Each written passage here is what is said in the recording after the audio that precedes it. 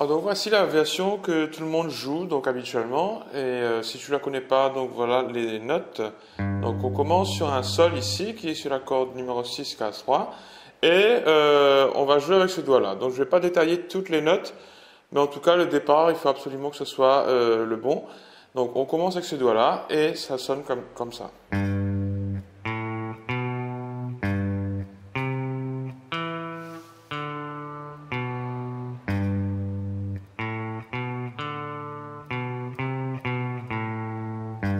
Ok, je reprends encore.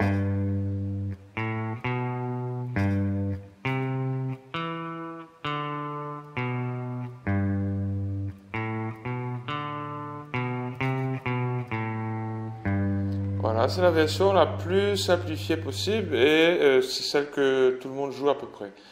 Donc maintenant, on va jouer la même chose, mais toujours sans dépasser la case 3. Donc tu as remarqué que quand il joue cette petite introduction-là, il ne va pas dépasser la case 3. Donc on va jouer la même chose, mais à l'octave, c'est-à-dire les mêmes notes les plus aiguës. C'est-à-dire on va jouer à partir de la corde numéro 3 vide, qui se trouve être en fait la même note que celle-là, c'est un sol, mais on va commencer donc sur celle-là et jouer tout le reste par rapport à ça. Donc ça donnerait quelque chose comme ça.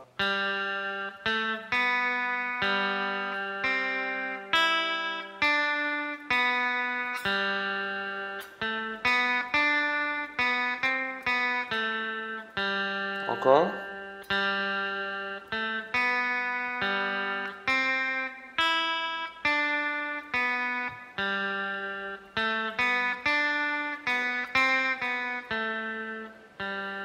Voilà. Ensuite, vous pourrez jouer donc les mêmes notes comme au tout début. Donc, on revient sur des notes plutôt graves. Hein. Donc, on est sur notre sol grave ici. Mais cette fois-ci, on va jouer avec ce deuxième doigt-là. Et on va changer de doigté totalement. Et c'est ça qui est cool avec ce système-là. C'est qu'avec quelque chose que tu connais déjà, tu pourras explorer d'autres techniques, d'autres possibilités. Donc, on va prendre les mêmes notes, sauf qu'on va jouer avec un doigté différent. C'est-à-dire, on va jouer ça.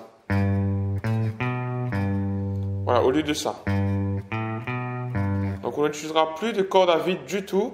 Et dans ce cas-là, on va jouer avec des notes qui seront un peu plus éloignées de la tête de la guitare. Donc on aura des notes qui seront par exemple ici sur les cases 5. Donc on reprend depuis le début. Et n'hésite pas à regarder la vidéo plusieurs fois, au ralenti même si tu veux, pour repérer les notes.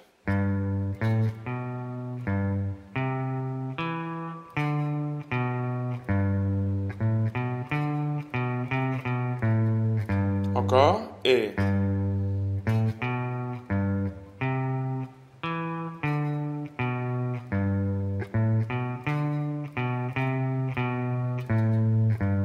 voilà, avant on avait ça,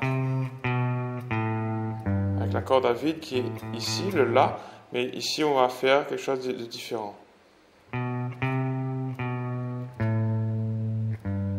Voilà, quel est l'intérêt de faire ça? C'est tout simplement de développer un petit peu ton doigté qui sera naturellement différent de ce que tu fais habituellement tout là-haut. Hein. Donc ce sera intéressant pour après, pour quand tu vas t'entraîner sur des solos, des mélodies un peu plus complexes, ou tout simplement rejouer la même chose mais à des endroits différents. Alors ce qu'on peut faire aussi avec cette simple mélodie-là, c'est de jouer encore une fois à l'octave.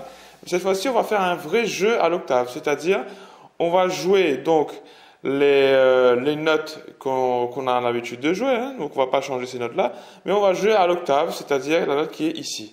Donc au lieu de jouer que ça, on va jouer. Ok, tu remarques qu'en fait on a tout le temps le même intervalle, le même écart.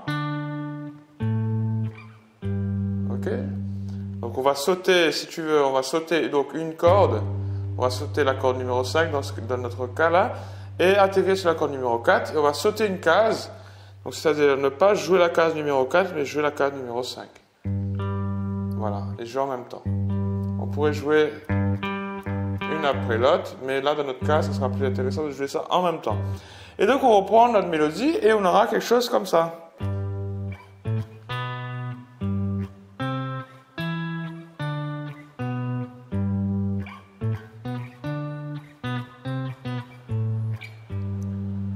Et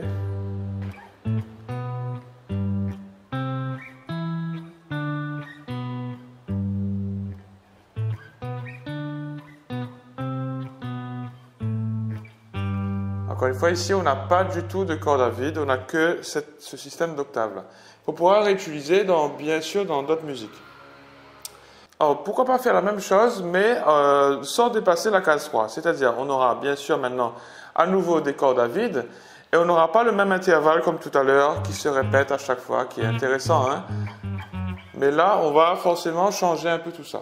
Donc, on aura, comme au tout début, c'est-à-dire notre version avec des notes graves, notre version avec des notes aiguës, qui se trouve un peu plus ici, et on va jouer tout ça en même temps.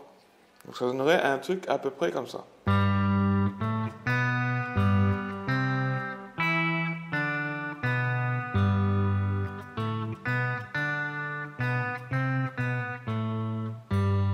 Encore, et...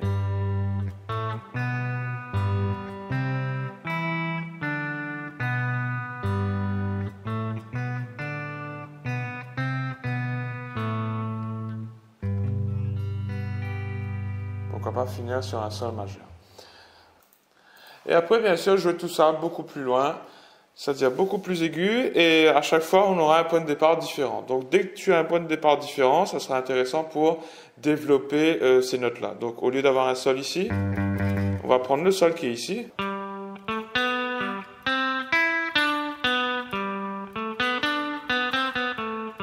Et...